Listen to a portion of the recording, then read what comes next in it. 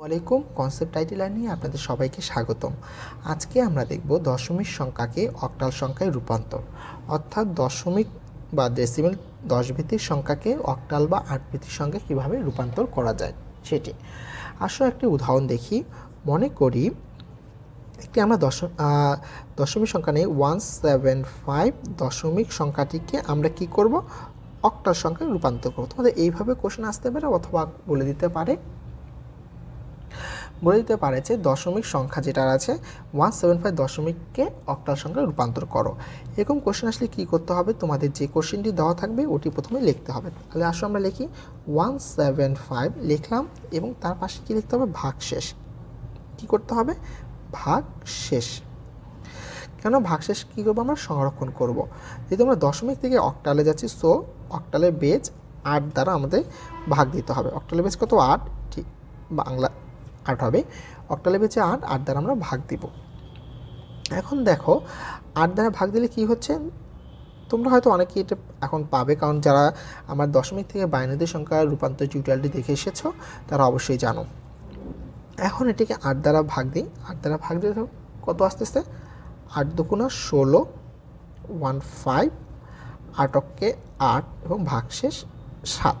So আমরা কী করব, এখানে লিখবো ভাগফলটা। ভাগফল হচ্ছে 21 এবং হাইপেন দিব এবং ভাগ শেষ হচ্ছে কত, 7।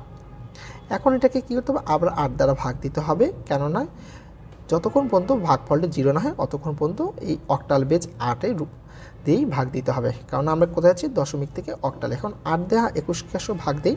8 দ্বারা 21কে ভাগ দিলে কত থাকতেছে, 8 দুগুণা 16। তাহলে কত থাকবে, 8 দুগুণা 16 হাতে 5। অর্থাৎ এখানে দেখো 8 দুগুণা 16, এখানে 16 কিন্তু বসবে না বন্ধুরা, এটা অবশ্যই মনে রাখবে। অনেকে এটা ভুল করে থাকে, 8 দুগুণা 16 এখানে বসে। এখানে হবে কি, ভাগফলটা।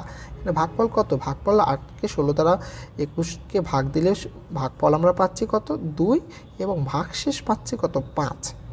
এখন দেখো এখানে 2 আসছে, এখানে 0 তো আসে, একে আবার ভাগ দিতে হবে কত দ্বারা, 8 দ্বারা। সো আমরা 2কে যদি 8 দ্বারা ভাগ দিই কত হচ্ছে, 8 গুণন 0 হচ্ছে 0 এবং ভাগ শেষ হচ্ছে 2। তাহলে দেখো আমরা কাঙ্ক্ষিত 0টি পেয়ে গেছি। ভাগশেষ হচ্ছে 0 এবং ভাগফল হচ্ছে 0 এবং ভাগশেষ হচ্ছে 2। এখন দেখো অনেকে কোশ্চেন মধ্যে এখান থেকে আবার 0 কীভাবে আসে, কেননা আমরা দেখো 8 গুণন 0 = 0 না, তারপর কত, 2 গুণন 0 = 0, 1 গুণন 0 = 0, অর্থাৎ 0-এর সাথে যতই গুণ দাও 0 হচ্ছে। সো এখানে দেখো 8 গুণন 0 = 0, নিচে কত নেমে আসলে 2। এখন দেখো তাহলে তোমরা এটা বুঝতে পেরেছো কীভাবে এই ভাগটি করতে হবে। ফলাফলটি আমরা কীভাবে নেব, নিচ থেকে উপরে, অর্থাৎ নিচেরটি হচ্ছে মোস্ট সিগনিফিক্যান্ট বিট, উপরটি হচ্ছে LSB বা লেস সিগনিফিক্যান্ট বিট। সো আমরা লিখতে পারি 175 দশমিক = 257 অক্টাল। এটি ছিল তোমার কি, দশমিক থেকে অক্টালের পূর্ণ সংখ্যার ক্ষেত্রে বা ইন্টিজার সংখ্যার ক্ষেত্রে। এখন ধরো যদি আসলো তোমার ভগ্নাংশ সংখ্যার ক্ষেত্রে কি হবে, কিসের জন্য, ভগ্নাংশ দেওয়া আসছে 0.15, বাংলায় লিখে দিচ্ছি 0.15 দশমিককে তুমি কোথায় নিয়ে আসবে, অক্টালে।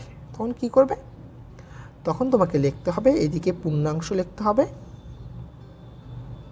এবং এদিকে দাগ দিলাম এবং ভগ্নাংশ। এখন দেখো আমাদের কী করতে হবে, এই মানটা পুরোপুরি লিখে দিতে হবে, অর্থাৎ 0.15 যে দশমিক থেকে অক্টালে যাব গুণ দিতে হবে 8 দিয়ে। কী দিয়ে গুণ দিতে হবে, 8 দিয়ে। এখন আসলে আমরা 8 দিয়ে গুণ দিই। 8 দিয়ে গুণ দিলে কত আসে, দেখো 5 8 40, 8 8, 8 4 12, 8 8 8 4 কত, 12, 12 2 এবং 0.1, অর্থাৎ তোমার কাছে কত মান আসতেছে, মান আসছে তোমার 1.20। যেহেতু 2 গ্রহ পর দশমিক আমরা 0.20 লিখলাম এবং 1টি যেহেতু পূর্ণ সংখ্যা তাই পূর্ণাংশই লিখলাম।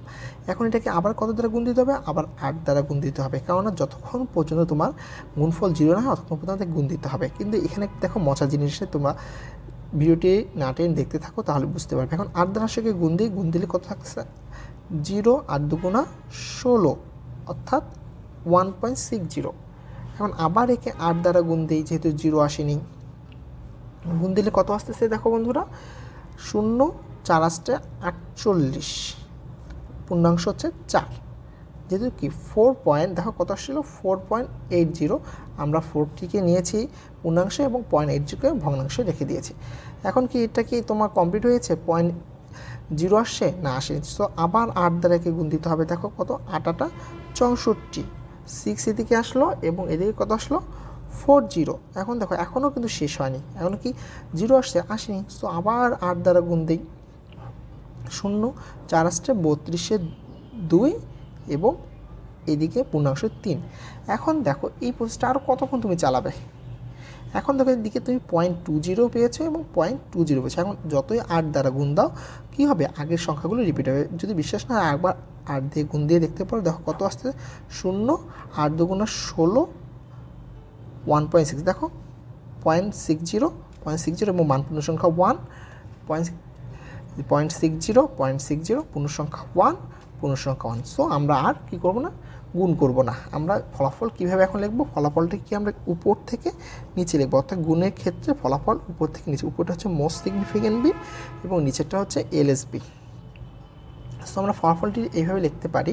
ফলাফল কত ছিল, 0.15 দশমিক ইজুকাল টু দশমিক, মানটি দেখো 11464631। এরপর যেহেতু আমাদের আর কিছু নেই, সো আমরা কি করে দেব, আমরা কি করব, এখন আমরা ডট ডট চিহ্ন দিয়ে দিব। যেহেতু আরও যেত, সো আমরা নিয়ে ডট ডট চিহ্ন দিয়ে নিচে 8 ভিত্তিক লিখে দেব। সো বন্ধুরা, আশা করি তোমরা বুঝতে পেরেছ দশমিক থেকে অক্টাল সংখ্যায় কীভাবে পূর্ণ সংখ্যার ক্ষেত্রে এবং ভগ্নাংশের ক্ষেত্রে আসতে হয়। পূর্ণ সংখ্যার ক্ষেত্রে 8 দ্বারা ভাগ দিতে হবে এবং ভগ্নাংশের ক্ষেত্রে 8 দ্বারা গুণ দিতে হবে। আর যদি পরীক্ষা আসে এইভাবে 0.175.15 কে অক্টালে রূপান্তর করো, সেক্ষেত্রে আমাদেরকে কি প্রথমে পূর্ণ সংখ্যার জন্য এইভাবে ক্যালকুলেশনটি করতে হবে, তারপর হচ্ছে ভগ্নাংশের জন্য 8 দ্বারা গুণ দিতে হবে। দেওয়ার পর রেজাল্টটা হবে হচ্ছে পূর্ণ সংখ্যার জন্য আমরা পেয়েছিলাম 257, আর হচ্ছে 0.15 জন্য পেয়েছিলাম কত, পেয়েছিলাম দেখো এই মানগুলো, অর্থাৎ 11463 তারপর এইভাবে ডট ডট দিয়ে নিচে ভিত্তিটা দিয়ে দিতে হবে। অবশ্যই নিচে কী করতে হবে, বেসটা দিতে হবে। এটি হচ্ছে আমাদের কাঙ্ক্ষিত অ্যান্সার। আশা করি তোমরা বুঝতে পেরেছো অক্টাল দশমিক থেকে অক্টাল সংখ্যা কীভাবে রূপান্তর করতে হয়। পরবর্তী টিউটোরিয়ালে আমরা দেখব দশমিক সংখ্যাকে হেক্সাডেসিমাল সংখ্যায় কীভাবে রূপান্তর করতে হয়। সেই পর্যন্ত সেই টিউটোরিয়ালটি দেখার আমন্ত্রণ জানিয়ে এখানে শেষ করছি। আসসালামু আলাইকুম।